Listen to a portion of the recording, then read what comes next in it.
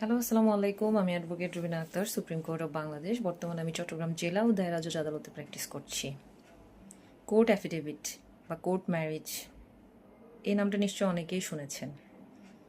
তো যারা court marriage বা কোর্ট অ্যাফিডেভিট করবেন চিন্তাভাবনা করছেন, সেটা বিশেষ করে মেয়েদেরকে বলছি, আপনি বিয়েটা কোর্টে করেন অথবা কাজের মাধ্যমে করেন বা যেখানেই করেন, আপনি বিয়ে করার সময় আপনার দেনমোহরটাও বুঝে নেবেন এবং অবশ্যই আপনার কাবিননামাটা রেজিস্ট্রেশন সম্পাদন করবেন এবং কাবিননামার একটা কপি বা মূল কপি অবশ্যই আপনার কাছে রাখবেন। এটা হচ্ছে আপনার বিবাহের প্রমাণ। আপনার বিবাহের পরবর্তী যদি কোনো সমস্যা হয়, আপনি এই কাবিননামার মাধ্যমেই আপনার অধিকারটা আপনি প্রতিষ্ঠিত করতে পারবেন। অন্য কোনোভাবে বা কোনো কিছুর প্ররোচনায় আপনার কখনোই কাবিননামার রেজিস্ট্রেশন থেকে আপনার নিজেকে বিরত রাখা যাবে না।